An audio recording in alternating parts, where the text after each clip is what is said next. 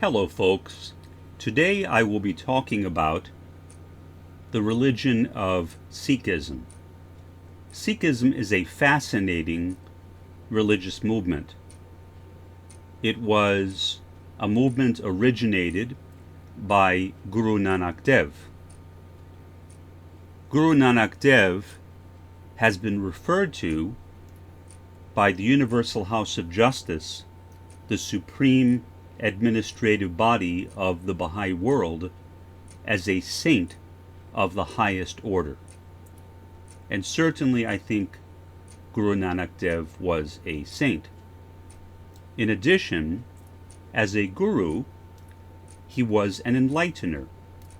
The common Sikh understanding of guru is that gu refers to darkness and ru is light.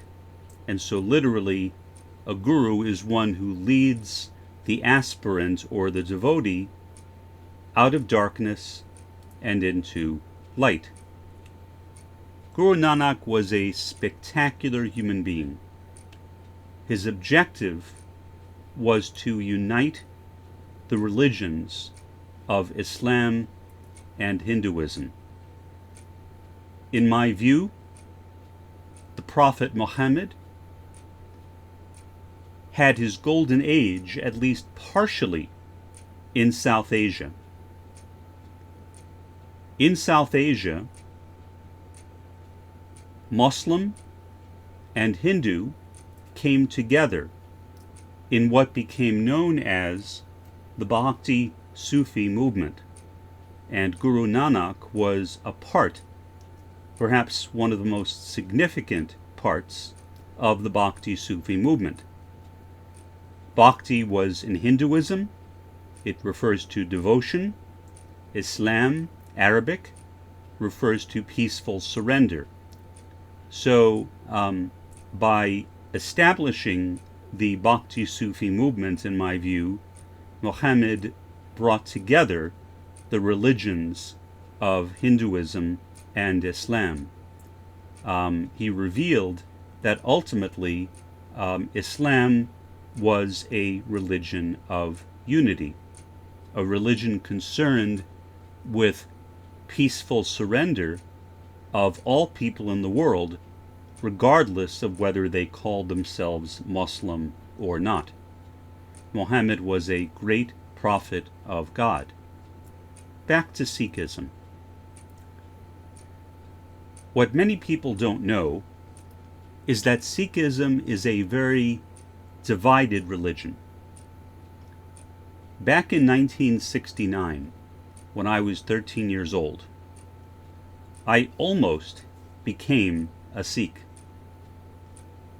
What happened is I was studying various religions with an eye to converting to one of them. Having been raised in a non-practicing Jewish home, but also having gone to Hebrew school and being bar mitzvahed, I believed very strongly in monotheism. I believed very strongly in the unity of God. But I also believed in reincarnation, and Judaism as a whole does not believe in reincarnation. Now, there are some Jews who do. There are some people in what is called the Jewish renewal movement who believe in reincarnation. But when I was that age, there was no Jewish renewal movement. And so I really felt as though I had no option. Although I was very much attracted to Judaism, even though my family did not particularly observe it, I believed in reincarnation. And I also believed in ongoing revelation. According to Judaism, Muhammad was the last major prophet. And then, of course, you had the various minor prophets, like Hosea and Ezekiel and Isaiah and Daniel and Malachi and Micah. With Sikhism, after Guru Nanak, there were an additional 9 gurus.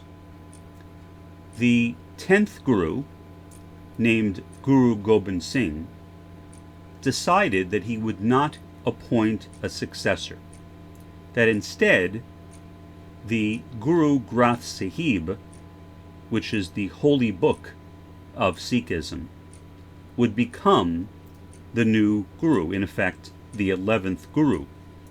And so to Orthodox Sikhs, even until the present day, the Guru Granth Sahib is revered as the final Guru. There is a Sikh Gurdwara, or a Sikh center, about half a mile from where I live, and I go by there about once a year because they have a festival in that area. Members of that Gurdwara come out there, they serve free food, and I go up there and I know some of them and I have conversations with some of them.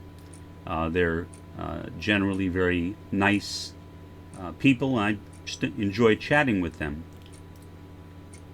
This past time, roughly maybe 7 months ago, I spoke to one of the members of that Gurdwara. I suspect he may have had some kind of position in the Gurdwara, administrative position, but I don't know that for sure. And I asked him, I said, well, you believe that the Guru Granth Sahib is the current and last Guru. What about 1,000 years from now? Or 1,000,000 years from now? Or 1,000,000,000 years from now?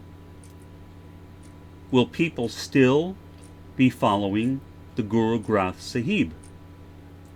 And he answered yes.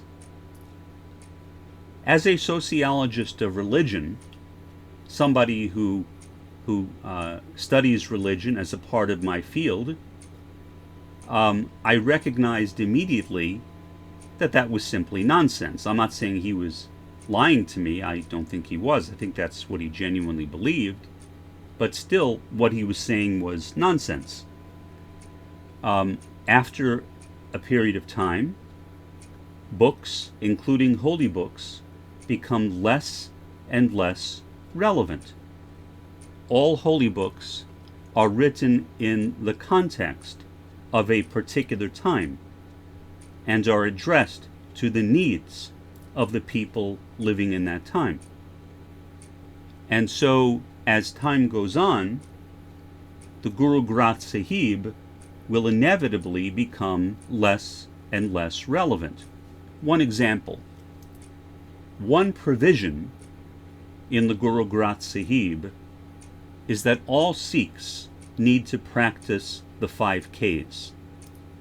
The 5 Ks include never cutting hair from any part of your body, wearing a turban on your head, wearing a small dagger on your side, and wearing long underwear draped around your knees. When I was thinking about becoming a Sikh, and I was told this by a member of the Sikh temple in Stockton, California, when I had written them, I immediately was depressed because I realized that my objective of becoming a Sikh was impossible. Fortunately or unfortunately, this fellow did not explain to me that not all Sikhs follow the 5 Ks. Those who do are called Khalsa Sikhs, but not all Sikhs are Khalsa Sikhs. Many Sikhs are not baptized, many Sikhs do not wear a turban, many Sikhs cut their hair, many Sikhs do not wear a sword, and so forth. Now, if I would have known that, I might have become a Sikh, possibly. But I think I would have been eventually disillusioned, simply because of the idea that the guruship ended and there were no further gurus to come, that the Guru Granth Sahib, a book, was now the permanent guru of Sikhism. What I did not know at that time was that, like most, if not all, religions, Sikhism has factionalized. There is more than one branch of Sikhism. The main one, which I've been talking about, Orthodox Sikhism, for lack of a better term, which believes in the 10 gurus, is the one that most people are familiar with. There are also Namdari Sikhs and Nirankari Sikhs, for example, who believe in a continuing guruship. There are also Radha Swamis, who themselves have factionalized and who no longer call themselves Sikhs, but originally did. A group started in the mid-19th century by a fellow named Shiv Dayal, a Sikh banker. And all of them believe in ongoing gurus, an ongoing guruship.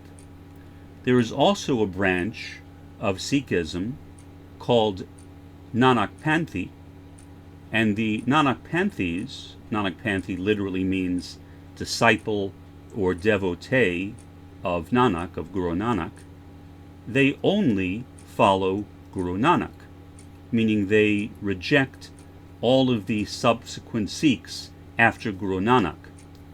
Some Nanakpanthis call themselves Sikhs, some call themselves Hindus, and some simply call themselves Nanakpanthis.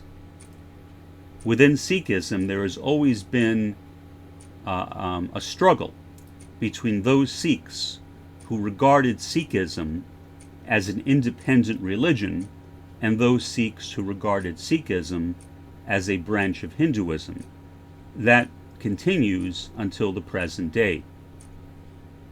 So in conclusion, although I still love Sikhism, and I think that Guru Nanak was sent as a gift by the Prophet Muhammad to South Asia to unite Hindu and Muslim, I don't really see how I could ever have become a Sikh.